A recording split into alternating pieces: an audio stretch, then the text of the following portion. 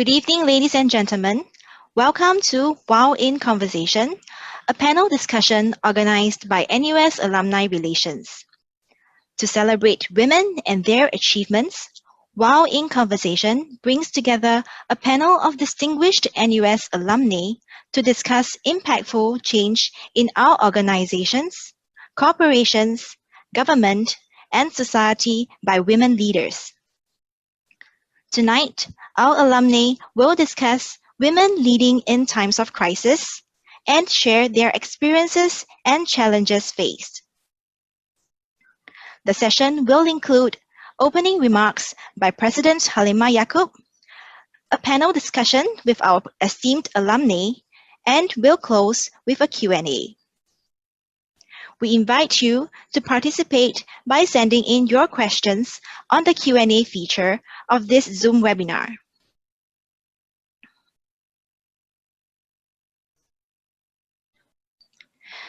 This evening, we are honored and privileged to have Madam President Halimah Yacob give the opening remarks for WoW in Conversation. Madam President is an NUS alumna who was conferred the NUS Honorary Doctor of Laws in 2016 in recognition of her distinguished career in public service, where she has championed workers' welfare, women's and family issues. In her work as a unionist and politician, Madam President has been a strong advocate for a more equitable society and a voice for women, senior citizens, workers, and the underprivileged. Her journey and achievements are an inspiration to all of us. It is indeed a privilege to have her deliver the opening remarks this evening for the inaugural session of WoW in Conversation. Dr Intan Azura Mokhtar, Member of Parliament of Ang Mo Kio GRC, Member of NUS Alumni Advisory Board, and Founding Chairperson of WoW, Professor Tan Eng Chai, NUS President, distinguished guests, fellow alumni, ladies and gentlemen. Good evening. I am pleased to be delivering the opening address for the inaugural WoW in Conversation panel discussion. Originally scheduled to take place in March to coincide with International Women's Day, this event was postponed due to the COVID-19 pandemic.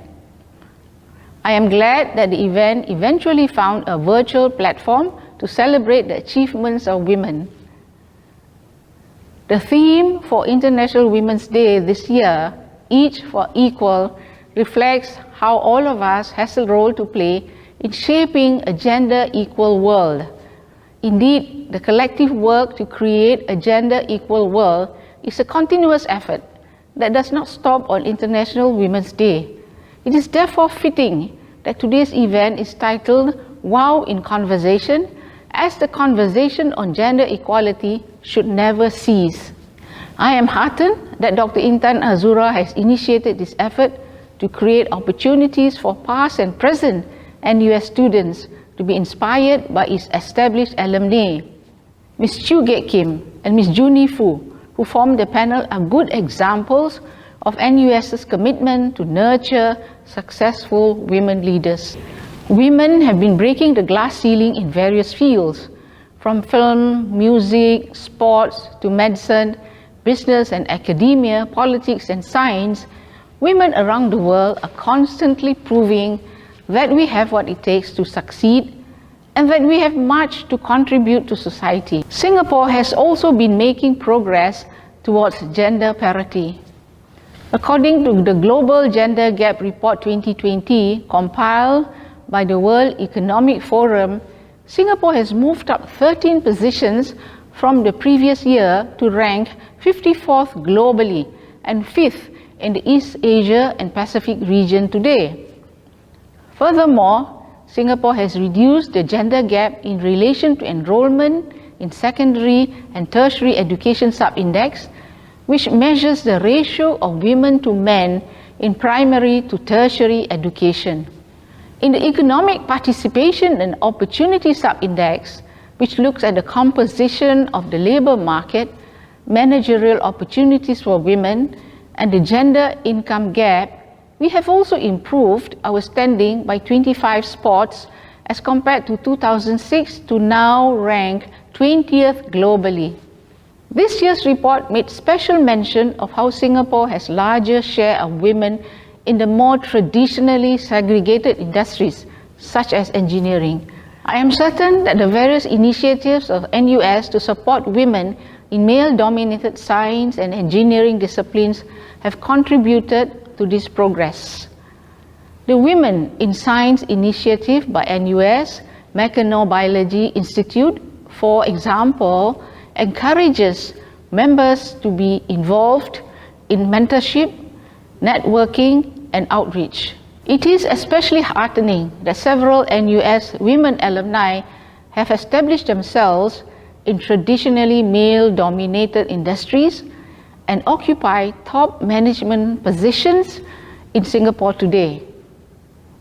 These include Ms. Au Ka Peng, who was appointed Chairman of Shell Companies in 2019, and Dr. Pauline Erika Che, who is Chief Operating Officer of biotechnology company Celligenics. To increase the representation of women on the boards of private, public, and people sectors organizations, the government has also formed the Council for Board Diversity, CBD, in 2019. I am glad that through the CBD's effort in the past year, the proportion of women on the boards of Singapore's top 100 listed companies is now at 16.2%, as compared to 15.2% in 2018, and the number of all male boards among these companies has gone down from 25 in 2018 to 19 in 2019. While these steps are all moving in the right direction, gender parity is still very much a work in progress. I am therefore encouraged to see that NUS is contributing to the dialogue on this important issue. The opportunities and achievements of women around the world today are the result of the efforts of many women and men before us, who firmly believed and worked tirelessly to ensure that no one is unheard or unseen because of their gender. WoW in Conversation will continue building on this effort. I also encourage more women to step up, take the lead, and inspire others. It is through inclusivity and the diversity of expertise and experiences that we can learn from one another. The road ahead may seem uncertain, especially in the context of COVID-19, but take heart that we are not alone. Many others have paved the way to ensure that we now have the resources and opportunities. So let's support one another on this important journey. I wish everyone a wonderful and inspiring conversation this evening. Thank you. Thank you, Madam President. We are honored to have Ms. Chu Gek Kim as well as Ms. Junie Fu as our panelists for tonight's discussion. Now, I would like to invite our moderator and the founding chairperson of WoW, Dr. Intan Azura Mokhtar, to introduce our esteemed panelists and begin the evening's discussion. Dr. Intan, please. Good evening, everyone, and welcome to our inaugural WoW in Conversation, held as a webinar. First and foremost, I'm very pleased to welcome Professor Tan Chai, our NUS President, Mr. Johnny Tan, Co-Chairperson of NUS Alumni Advisory Board, and Mr. Bernard To, the Director of NUS Alumni Relations. Welcome, gentlemen. I would also like to extend our warmest welcome to the following distinguished guests from among our attendees: Ms. Janet Ang, Chairperson of the Management Board of NUS Institute of System Science and my fellow NUS Alumni Advisory Board member; Dr. June Goh, President of the Singapore Council of Women's Organizations; Professor Susanna Leong, Vice Provost of Master's Programs and Lifelong Education and Dean of the School for Continuing and Lifelong Education; Mrs. Noor Quek, former President of Breast Cancer Foundation; Ms. Georgette Tan Adamopoulos, President of the United Women Singapore; Ms. Ivy Sir, CEO of Helogen Foundation; and Ms. Yap Tzu Yin, CEO of Tan Chin Tuan Foundation. Warm welcome, ladies. I understand that as of yesterday afternoon, we have more than 900 registrants for this event. And looking at the numbers that we have today, about 320 of them are here with us this evening. So Junie and Kit Kim, you have about more than 300 women and men who are listening in now. Thank you so much for the encouraging support for this event. Some among us may ask why the title of this event is WoW in Conversation. Well, WoW, or WOW, is really short for Women of Wonder, Wisdom / Wealth of Experience. There are many positive adjectives and nouns beginning with the letter W that we can ascribe to women, hence the title of this event. In addition, I wanted to create a platform for our NUS women alumni, particularly those in positions of leadership, power, or influence, to have conversations with other NUS alumni and current students on issues that we advocate for and issues that we feel very strongly about, particularly those that concern women. For our inaugural WoW in Conversation, it gives me great pleasure to introduce two of our very distinguished and established NUS alumni as our panelists this evening, Ms. Chu Gate Kim and Ms. Junie Fu. I seek your indulgence to allow me to share a brief background of each panelist. Ms. Chu Gate Kim graduated from NUS Law in 1984. She is one of few women in Singapore heading a public listed company, having been the chairman of the Straits Trading Company Limited since 24th April 2008. One of the challenges that Ms. Chu believes women today are facing is that they may not have access to an established support network. And for herself, having benefited greatly from the advice of her own mentors, she considers mentorship to be one of the best ways to uplift women. An accomplished and respected leader in the corporate world, Gate Kim was awarded the Chevalier de l'Ordre National du Mérite in 2010. She was named Businessman of the Year 2014 and received the Meritorious Service Medal at the National Day Awards in 2016. Now, Ms. Junie Fu joined Methodist Welfare Services in 2018 as Group Executive Director after spending more than 20 years in the banking sector. Junie believes in doing good well and looks to bring about greater professionalism in the social service sector. She feels especially for women and families in distress and believes that healthy families are the foundation to strong communities.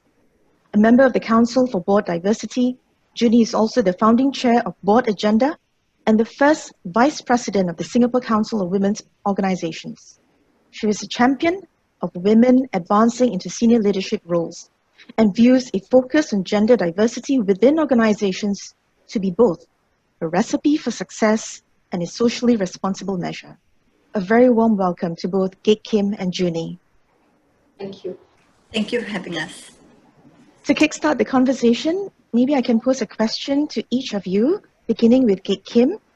Gate Kim, if you can look back, what was your greatest challenge when you were starting your career? I think my greatest challenge in starting my career was getting used to the working world. I don't know whether many people know, I come from a privileged family, but I also come from a very sheltered background.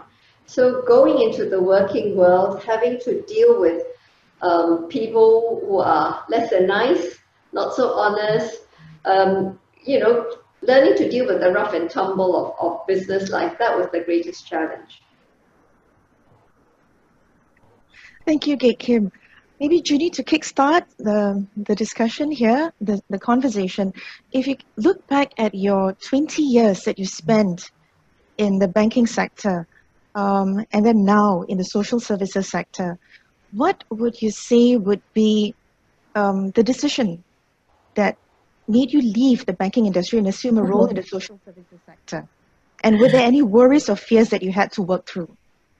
Okay, so Intan has made me about 8 years younger because she says 20 years. Well, it was almost close to 30 years that I was in banking. So I guess it was a huge challenge for me to decide to leave banking to move into the social service sector. I thought it was time, and I really wanted to do something that would have a positive impact on society. So yeah, I decided to move sideways.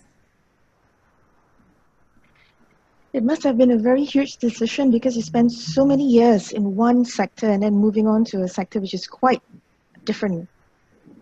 Yeah, sure. absolutely. Yes, yes. So I think I spent a lot of time my first year really trying to learn and going down to all the centers and really uncovering a new Singapore that I never really appreciated or understood. So that was very good for me personally. Okay. There is a question here from one of our attendees. How, if I can read it out to you, how can women lead with empathy yet be firm and assertive? And would the panelists have tips on how to balance those traits and gain respect in the professional setting? Okay, Kim, would you like to take this first? I don't think it's to do with being a male, a woman, or a man. I think at the end of the day, you have to figure out who you are as a person. We all pride ourselves on being empathetic. We all pride ourselves on being sympathetic. And you need to come to a landing what you think needs to be done. To lead, I think if the question, the person who asked the question has hit the nail on the head. To lead means you need to make decisions. Some decisions are tough, some are not nice.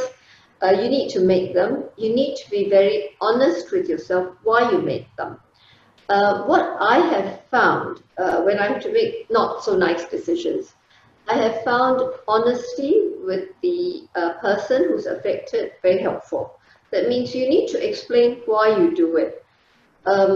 People may not like you, but I think people appreciate honesty. It's not easy. All I can say is that it's not easy. But I think to be a leader means you are responsible to not just yourself, you're responsible to all the people behind you. And toughest decisions tend to be those that require you to be more almost utilitarian, to do things for the benefit of the majority. I don't know what how Junie feels about. Yes, I agree. I think when I moved from banking to the social service sector, the organization, Methodist Welfare Services, I think maybe some of the staff were also wondering what kind of a person I would be, have been schooled in the commercial world, so to speak, because I think it's quite different managing the staff in the social services sector. But of course, we still want to be professional. We still want to maintain standards. So obviously we have to be firm. Firm means that we are able to make decisions and make good decisions for the majority, like what Kim said just now. And it doesn't mean we have to, bang on tables or shout at people.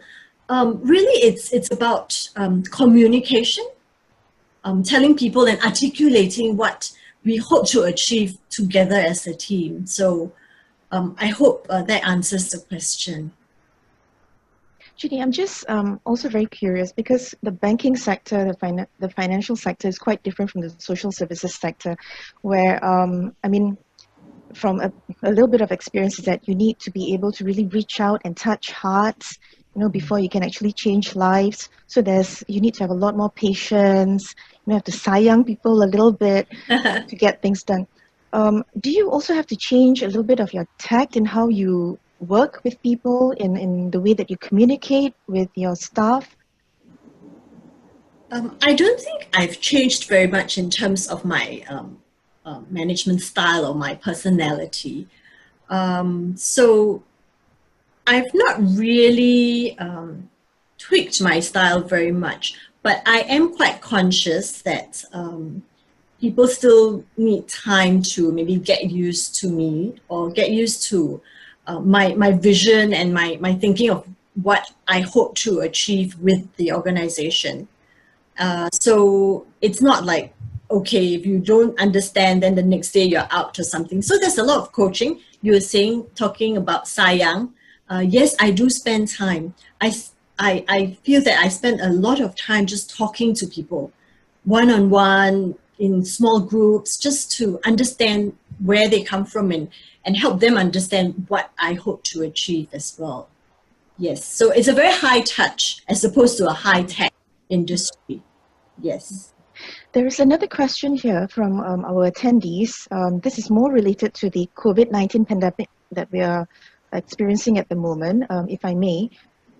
The question is this: COVID-19 pandemic has highlighted social inequality, including migrant population issues, family violence, digital divide, and different social inequalities for those living in poverty and those who are aged and so on. How do you see women playing a more pivotal role in addressing these issues, which are now brought to light? For example, there are women leaders among us, as well as the majority of us common women folks. Junie, would you like to take this first? I was a little bit late to join this in the initial stages because I had to go down to Bangkok. We are trying to help a few, in fact not more than a few hundred rough sleepers or homeless who were affected by COVID. And so I was outside for a little while. And yes, it's true that COVID-19 has shown us the unseen and the invisible that maybe, during good times, nobody would even mention or take note of. But it also is giving us an opportunity to really reach out. It was a rare opportunity for us to be able to gather the people who were rough sleeping outside and locate them in, give them accommodation and to understand their cases better. And so, I would like to look at the positives that have come out of this COVID-19 issue. And like the lady who asked the question, yes, there are a lot of issues that we can look at, and over the long term, we should look at as well. Okay, Kim, if I can just build up from that question. For the current COVID-19 pandemic that we are experiencing right now, what, in your view, what has been the most challenging part in leading your organization during the circuit breaker and now after the circuit breaker and throughout this period of uncertainty? And what have you taken away from that experience that you've been through over the past few months? I find it difficult to say what's the most challenging, but I can tell you what the challenges are. First challenge is if business has come to a standstill. So, things are frozen and you don't quite know what it will be like once things start again. So it's almost like watching a movie. Suddenly everything's frozen. Now what's going to happen next? How do you prepare for it? Are you going to have liquidity issues? Are you going to have solvency issues? Is your counterparty going to get into trouble? So you start planning. So that's one challenge. Another challenge is the dealing with people. Not everyone could handle the work from home. Some people continue to work very well. With some, you see a deterioration in the quality of work. How do you keep your team going? And then the third challenge I have is even when you come back to work, because you're not working as a team, how do you keep that sense of direction? How do you keep the culture? I think these are the challenges. Then within that, each business has its own challenges. So, for example, we have investment in hotels. Those are very badly hit. We don't know where travel will be. In the real estate space, we're okay, but you've got to take some hit, share the pain with the tenants. But the bigger question is, how will real estate evolve, right? And then the third one, we have a small tin mining, smelting subsidiary. So these fellows had to stop work. So there was a bit of a scramble. This is in Malaysia. Fortunately, things have started. And then even if they start, how do you keep your people safe? How do you make sure that as you go back to work, you ensure that work continues? So you look after livelihoods, but you also have to look after lives. You have to keep them healthy. So these are the multiple challenges. Not easy juggling that. There is a question by Miss Elaine Thor, and I think that probably Gate Kim, you might want to take this question. The question is this: how often do you question yourself in terms of the decisions that you have to make in the corporate setting as compared to your peers, especially male peers? This is considering that only 16% of females are in the top corporate setting in Singapore. Women, often the minority, and in some instances could possibly be the only female amongst the entire senior management team. Were there any doubts that you faced when you had to deal in such an environment? Okay, I think the question of how often, it depends on the situation. There have been times when I've really doubted, especially when you make a decision and you see the outcome and you go, oh my goodness, I've been such an idiot, what a stupid decision. On the other hand, there have been times when I feel very convicted, and stubbornly so. Now, I don't know whether this is peculiar to me, but I think when you know your subject, when you have done something long enough, you have a degree of conviction. Now, going back to this issue, maybe the unspoken comment that Elaine, women tend to question themselves more. We are not as confident. I mean, for those of us who have worked with men, sometimes you go, how on earth can he say such a stupid thing? And then, when you show he's stupid, it just washes off. So to be fair, there is something to be learned from these men. It sounds funny, but there is a degree of confidence that men have that I think we as women also need to learn from. I don't mean being assertive or aggressive. It's just that men generally have a lot more confidence. Women tend to be more self-doubting, but I think you need to overcome that. And it comes with knowledge, it comes with experience. When you know your subject well, you will eventually have a degree of confidence. I hope that answers your question. Okay. Now, there's another question. There's no name, it's anonymous. But maybe, Junie, would you like to address this question? Have you ever had to face resistance to your role as a leader by other women, whether it's within your organization or outside of your organization? Or have you ever had that moment where you feel that you do not receive enough respect, or a sense of decreased respect by other women? Or have you had the experience where other women belittle your achievements? And if so, how have you overcome that? I think most importantly, you have to be self-aware. You have to, and I really believe in knowing your subject matter. Yeah. So even if it's for the new role that I joined, or rather the social services role. So some people may say, why, how come, as soon as you change the role, you are now leading an organization, right? So what gave you that credibility? What's your street cred? And I think I actually told them that I didn't know about the social services. I didn't know about social work. I didn't know about running nursing homes. But I wanted to learn from them. So there was a lot of learning. There was a lot of humility on my part because I wanted to share my management skills and my experience in terms of managing, in terms of the organizational structure and the kind of vision that I see with the staff. Sure, I'm not a professional social worker, I'm not a doctor, I'm not a nurse, but I can help to get things done.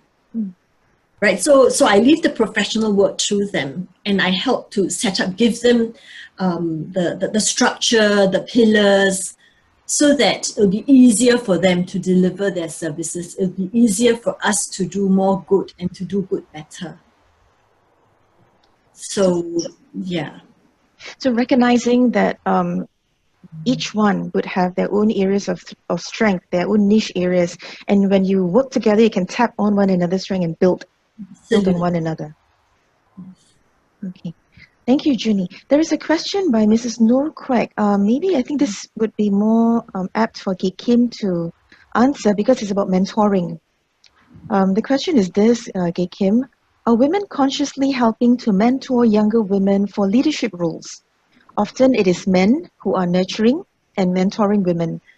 Mrs. Noor Quek feels that this must be done as a conscious effort. What do you think? What are your thoughts?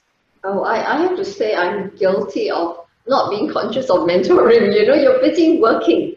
So whether you're really mentoring, you're teaching your young people, or you're just lecturing them, I think, no, she has a point. Maybe we're not conscious. But on the other hand, I venture to say that most leaders or people in leadership position after a certain age will want to teach. And it's also, it's a two-way thing. I think I owe a lot to two men who mentored me, but I don't think they consciously thought of themselves as men. I mean, you know you're teaching. You have a younger person under you, and if you think that person has potential, you will teach. And I would say that I would teach both men and women. In the case of mentoring a woman, what you might see is maybe a lack of confidence. That I think is one big distinction. And that comes perhaps from background. Women are told not to do certain things, not to say certain things. Or the other thing I find with mentoring women is that sometimes they are taught not to be assertive. So you need to draw them out. So back to question, are we consciously mentoring? I would say no. We should be, and I'm guilty of that. But on the other hand, I would say that subconsciously, a lot of us are mentoring all the time.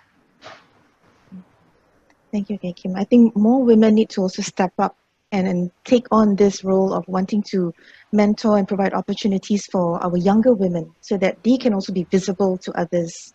Right? Yeah. There's another question. This is okay. This is about middle management staff. I guess Kay Kim or Junie, you can just jump in and take this question.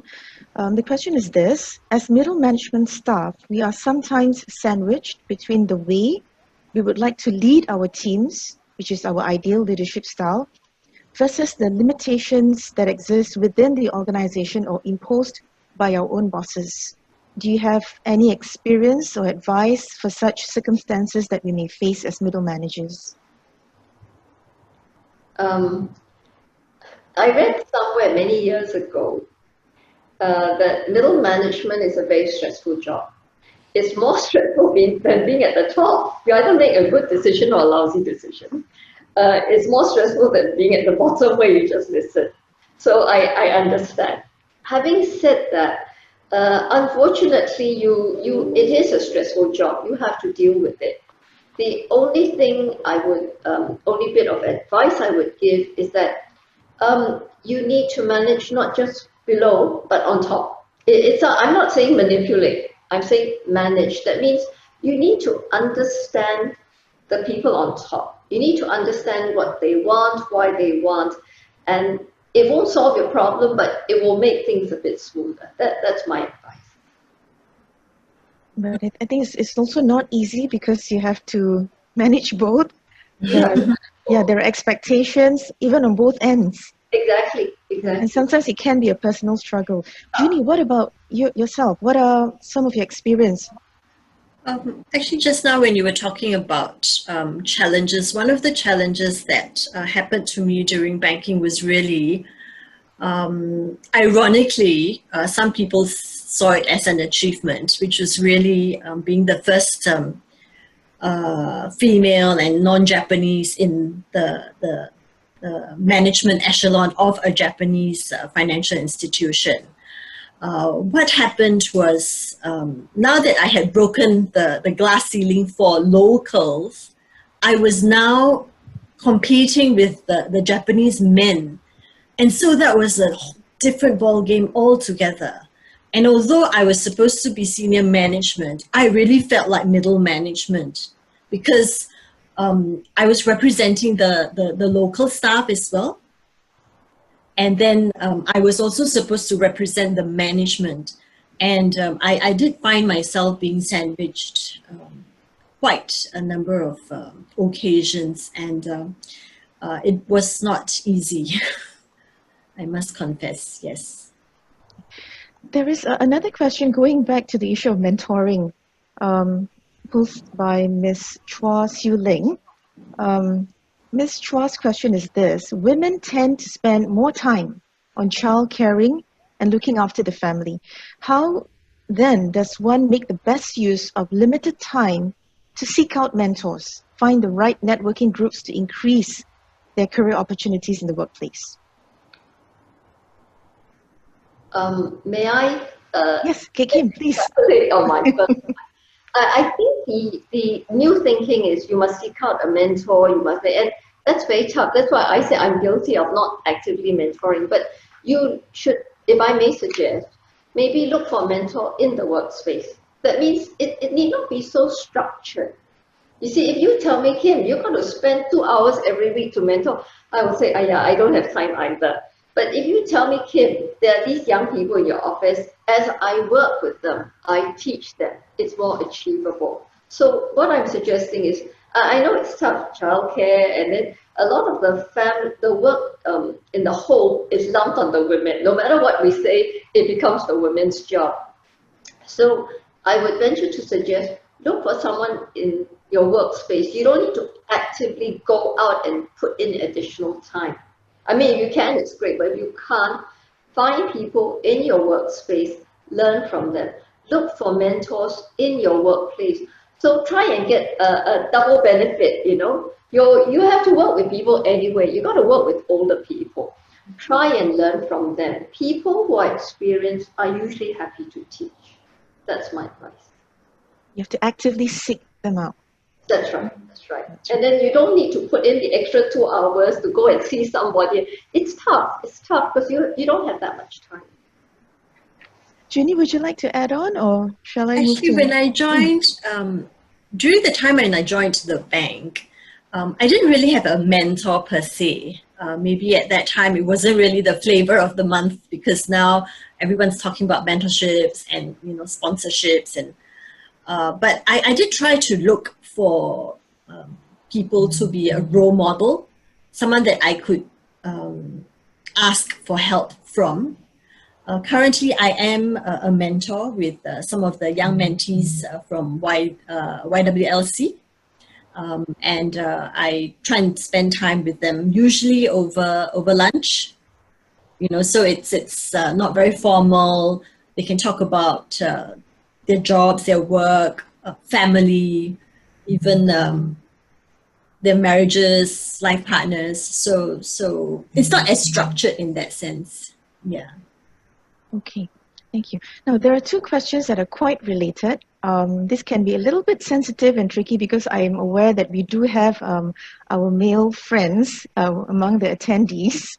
But nonetheless, I feel obliged to read these questions. So the first question is this. In the workplace, sometimes we encounter supervisors or leaders who are male chauvinists, okay, maybe not so nice to label them, but a little bit chauvinistic in their approach, and who may not think that any female can do better than them. What is your advice on how to handle them? That's the question. And a related question by Ms. Rahayu Muhammad is this. In your view, how far has Singapore progressed from its patriarchal mindset? If yes, what are the evidence, and if no, why? Sorry, what mindset? Patriarchal. Oh, patriarchal. So it's about the male dominance in the workplace. Who would like to answer this first, Julie or Kim?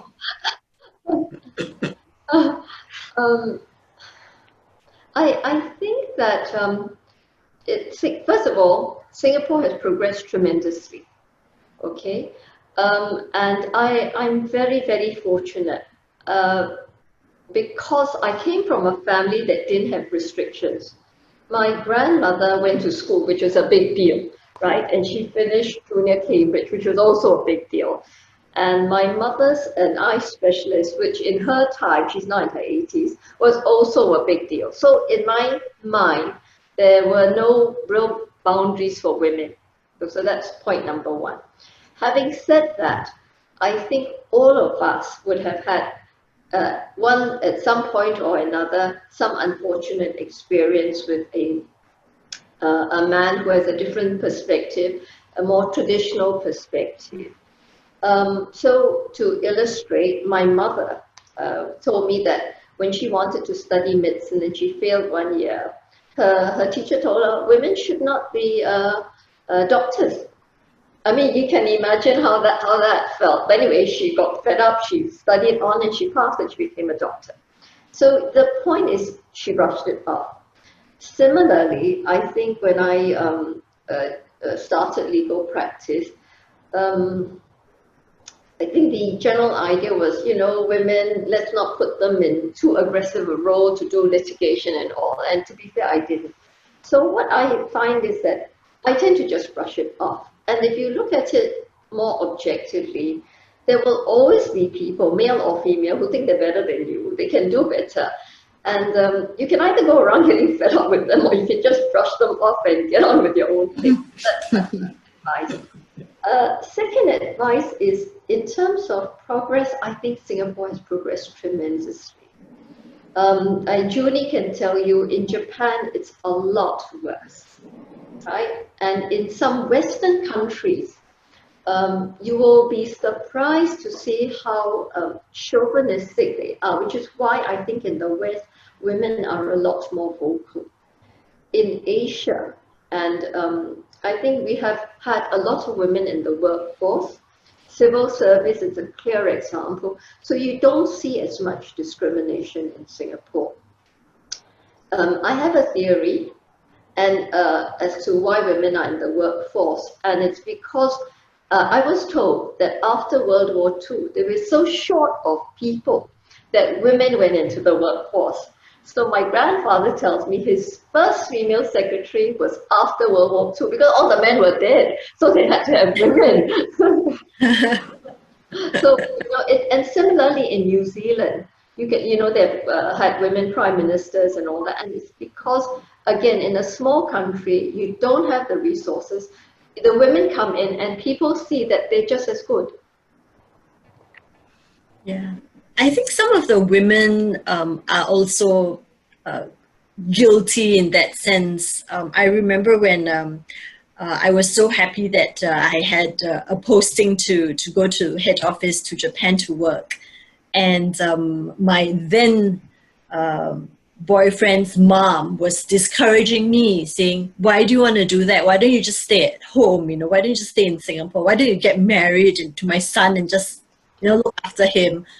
And well, obviously it didn't work out, the relationship, but you know, so I think mothers must also bring up their sons to respect their wives and encourage their wives to, you know, be as ambitious as they can be, because I think men and women start off equally ambitious, and it's not ambitious, not a bad connotation.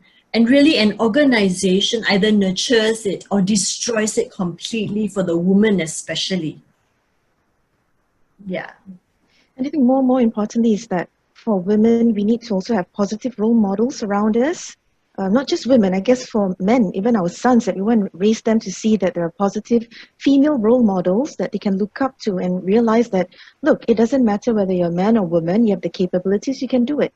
Right? And what we also want to be able to provide is opportunities, right, for women to take on positions or roles that traditionally have been more male dominated? Because I think all we need is really just that opportunity, then we can prove ourselves.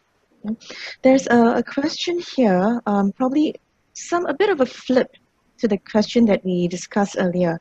This is from Ms. Marie Tan Lee Wen. Have you seen efforts to include the participation of men in areas of activities in the social services, in childcare, in nursing that have traditionally been more dominated by women? And if so, how have you seen that happen, and what are some of your hopes for further development of this area for more men to come on board? Thank you. Probably Junie, you'd be in a position to address this because it does talk about the social services, childcare, and nursing sector. We do see an increase in the number of male healthcare attendants or nurses, and I think if we continue to encourage them, this is a good sign because it's also a new career. You know, it is not a female. It is not a female job being a nurse, right? In fact, as we look at caring for the frail, sometimes we do need the male nurses to be able to help them in terms of the physical strength as well. And I have seen so many really caring men in the service sector that I feel there should be a more positive spin around this, and even, you know, commercials. You know how we have commercials, MCCY or, you know, MOH, we have be a teacher, MOE, you know, kind of thing. I think something along that lines to encourage males to come forward and be nurses. I think again it's about opportunities and having role models for them, right? Now, Miss Chi Monica Yim, she has a question specifically for Junie.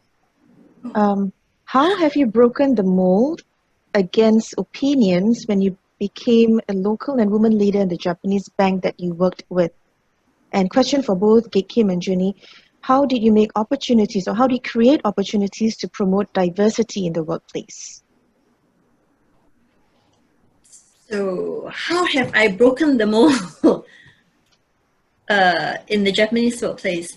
I must say that the irony of it is that the person who sponsored me and who went to the head office to say that it should be left with Junie to handle was my Japanese male general manager. Yeah. So and he said, okay, Junie, you got the job, but it's not because you're a woman. It's because you know the local markets, this corporate banking, better than any of the Japanese. So you got the job. You know, so at the end of the day, I think subject matter does matter a lot. You really have to know your stuff. So you can't wing it. I mean, maybe as a junior person, you may be able to wing it from time to time, but as you go up the corporate ladder, you really need to have that subject matter, and it goes with you wherever you go to. So that's really valuable. Okay, Kim, would you like to take the second question on how do you create opportunities to promote diversity in the workplace? It's a tricky question. I mean, there are people who advocate, there are people who, you know, there are even the SGX, for example, they will ask you to have a diverse board. But in terms of actual application, so you can always, I mean, you can follow the rules and put in, you know, one man, one different race, and so on and so forth. But if you ask me, the more important issue is mindset. You know, if you when people ask me, I will hire anybody. I don't care what color, what race, what gender, what age, as long as you can do the job. And I think That is the mindset. If you really want to have diversity, you have to have a mindset where people don't straitjacket. People cannot say, oh, he's too young, he's no good. He's too old, he's no good. You know, you need to have people who can, you need to have a culture where people put all these preconceived judgments aside and try to assess a person for what he or she is and for the capabilities for that job. And I think if you can achieve that, you will achieve diversity. Because essentially, if you get the right person for the job, it's very unusual that they're all the same type. You will find you need a range. And the other thing I would venture to say is, as a corporate person, I find that with diversity, you get better perspectives because you will naturally get different perspectives. And when you have different perspectives, you can then get a better understanding of a situation. Okay. There's actually a question from Prof. Tan Eng Chai. Prof. But I think, Prof. Tan, we will have a bit of time after this session to discuss because, okay, Prof. Tan's question is this. Okay, it's running all over. Okay. Can you name one thing which you like and one thing which you dislike about your NUS educational experience then? How has NUS impacted you? And how can NUS do more to enable our female graduates to realize their full potential? Maybe the first two questions, we can discuss it with Prof. Tan after this session so that we can let him know what needs to be improved. But maybe let's take the last question that Prof. Tan has posed. How can NUS do more to enable our female graduates to realize their full potential? Wow. Honestly, I never really felt this male-female, gender thing until I started working. And I don't think in the education of NUS, there is a difference. Everyone is has access to education, and I guess it was only after my stint in working in Japan and really climbing the corporate ladder that I suddenly felt aware of my gender. Because even as a kid, I have two brothers, and my father didn't really differentiate, like, okay, my daughter can only do this, and my sons can only do that. In fact, my father said, the sky's the limit, just do whatever you can. So yeah, I don't think I can't really think of any specific like women education course or something. I don't know. What about you, Kim? What do you think? I agree entirely with Julie. Yeah. I don't think the university needs to do anything else. As far as an academic institution is concerned, I think they've done a great deal by treating male and female students equally. You might get the odd individual who's a bit biased one way or another, but that's true in all societies. Somebody biased against older people, young people, short people, fat people, whatever.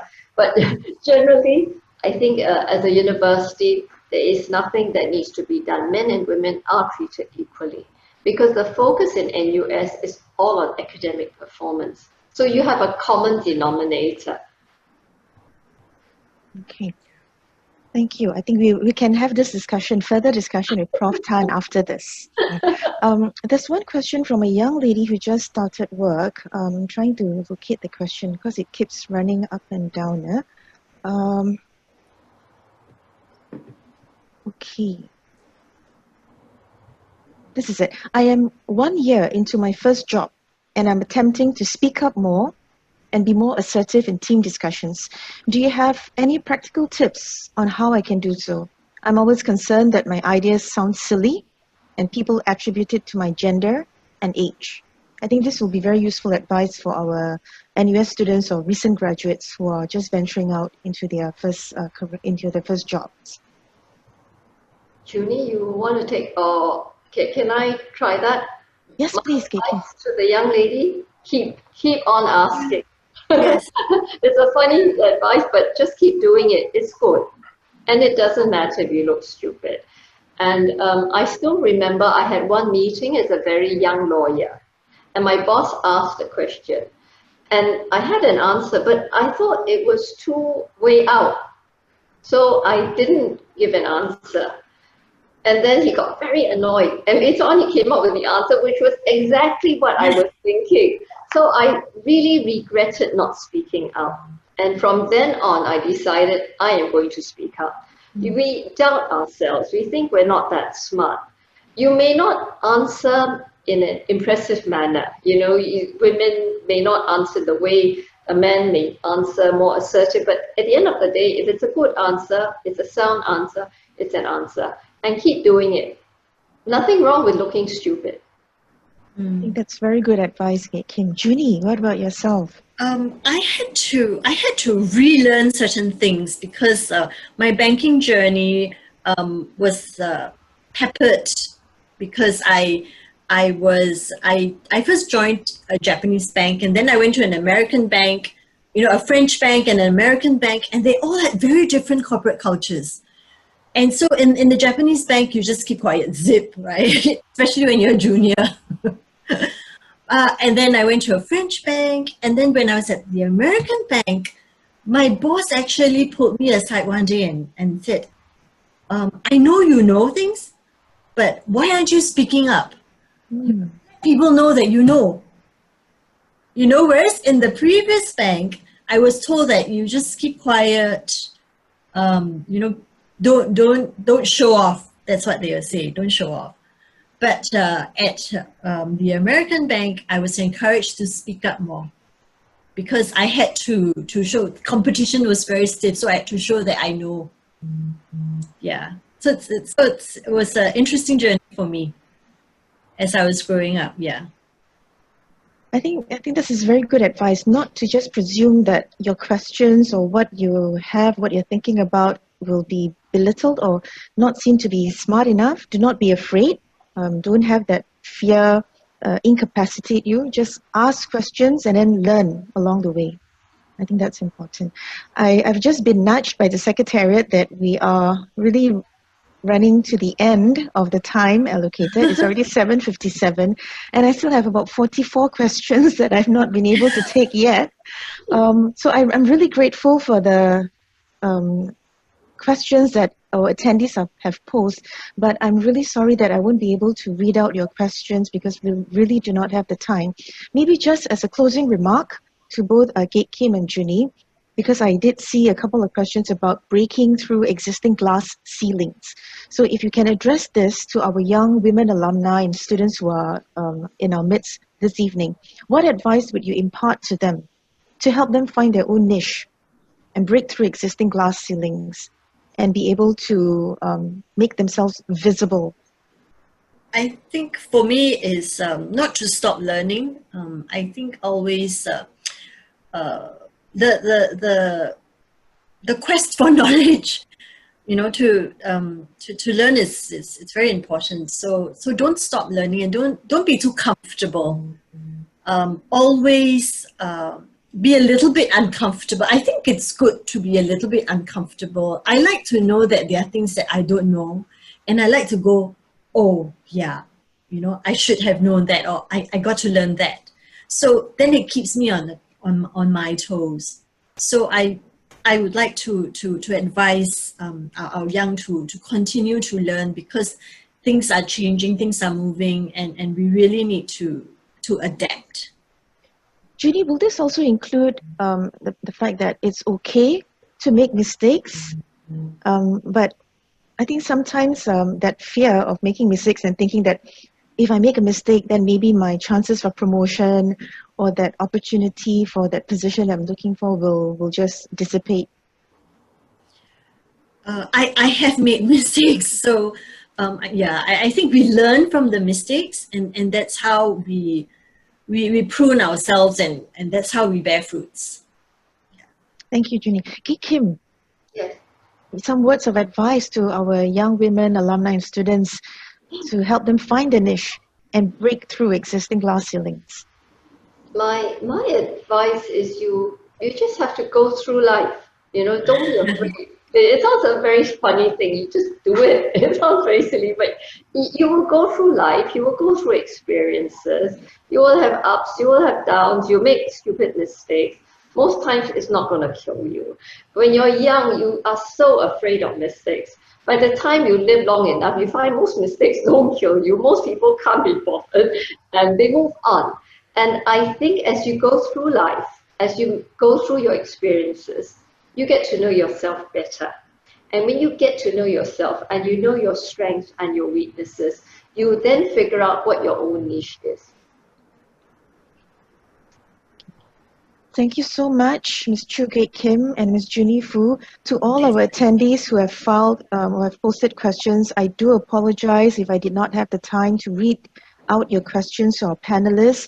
The questions came in fast and furious, which is, I'm really grateful. But this is something we will take back as we review the session. Hopefully next year we can have a longer session, and hopefully next year we can have it face to face. I also do welcome from among our attendees who are here, if you have suggestions on how we can expand the events and activities that we can do under WoW, under the banner of WoW, not just in conversation, but there could be other activities and events that we can explore so that we can bring in more women together as well as the men, because we also need the men to be part of this effort to ensure that there are enough opportunities for everyone, regardless of their gender. Right? So please come forth and share your ideas with us. We'll be very, very happy to explore them and to see how we can expand WoW even further next year. So thank you so much once again to Ms. Junie Fu and Ms. Chu Kate Kim. Thank you. I've really learned a lot personally, and I'm inspired by what you have done, the experience that you have shared, and I really appreciate the time that you have set aside to be here this evening. To all our attendees, thank you so much for taking the time. Do join us again for our next installment of WoW in Conversation, or WoW Carnival, something that we can explore. Please keep those ideas coming and do share with us. Right? So thank you so much, everyone. Have a good evening and hope to see you again. Thank you. Thank you for supporting WoW in Conversation, Women Leading in Times of Crisis, organized by NUS Alumni Relations. Stay tuned to the Alumnet website for updates on other upcoming events. Take care, keep well, and stay healthy.